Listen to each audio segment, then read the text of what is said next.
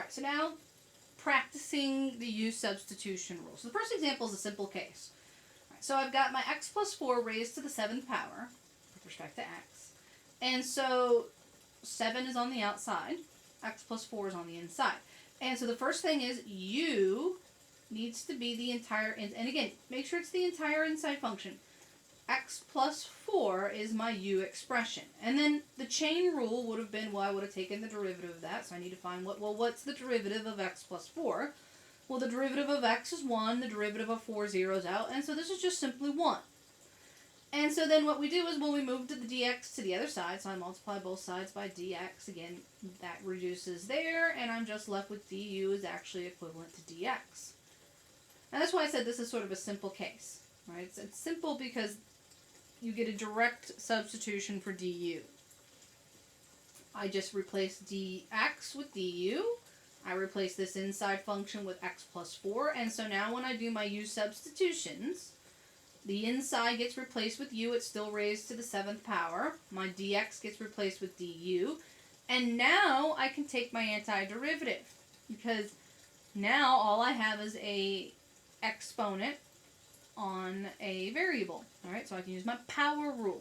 Alright, so the power rule for the antiderivative with respect to u is u raised to 8 divided by 8, and then there's some unknown constant. And then the last step is, well, I want to go back to the x term, so I replace my u. And so I'm actually going to write, instead of divide by 8, I'm going to write that 1/8. And inside now is x plus 4 raised to the 8th power plus c.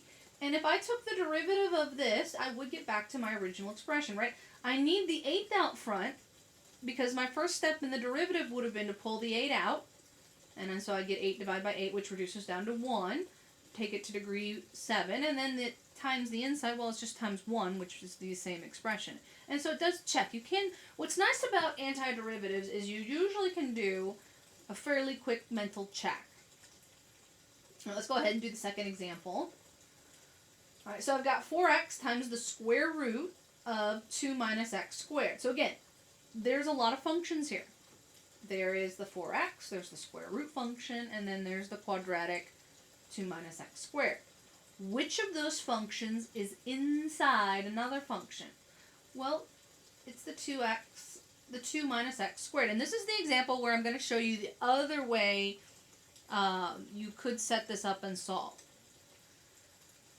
Alright, so first, u is the inside function 2 minus x squared, and then I find its derivative, which the 2 will zero out, but there's a negative here, don't forget it, so it's going to be negative 2x, and so that's the derivative. That would have been the derivative of the inside. So you'll notice, if I rewrite this, I don't quite have what I need. Now, you could, so first of all, I'm going to move my 4x over here, and then rewrite that as the 1/2 power. So 2 minus x squared raised to the 1/2 times 4x dx. Well, I don't have a 4x dx. What I'm going to have when I move dx over is a negative 2x dx.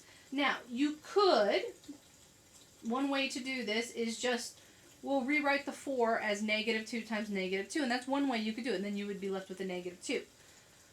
And that's fine. If you want to do it that way, that's fine. But what students will find easier is, well, I'm going to solve for the dx, right? I'm going to just get rid of the dx. All right, so solve for the dx. And so in this case, if I solve for the dx, so I'm going to go du equals negative 2x dx. Put this neatly. Divide by my negative 2x, divide by my negative 2x.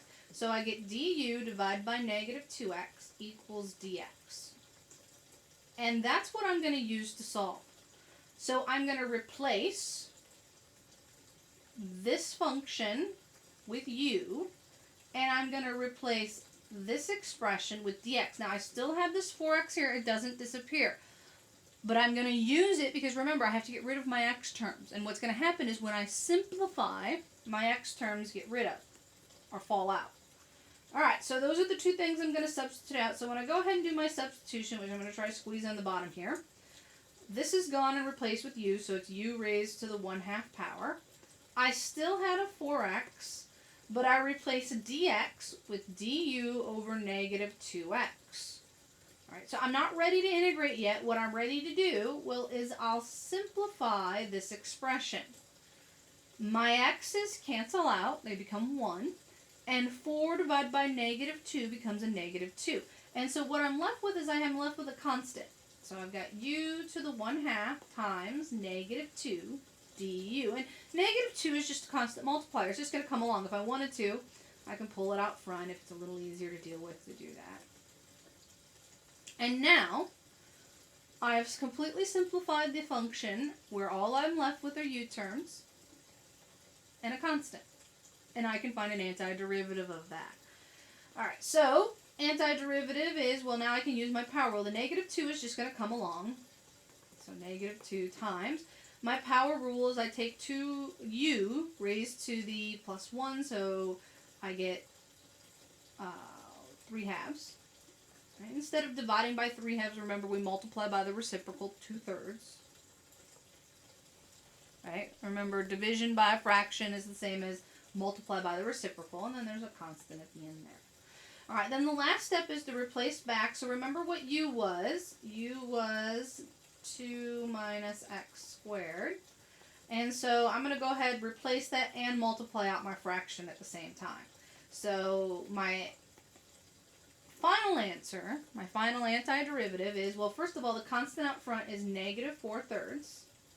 And then I replace u, and so u really was in parentheses. I replaced the entire u expression with 2 minus x squared. That's raised to the 3/2 power, and then there's some unknown constant at the end. And there is my general antiderivative. If you take the derivative of this function, it will give you back to, actually it will give you back to this expression. Alright, and so that's an alternative method. And I'll stop there and I'll pick up the next examples in the next video.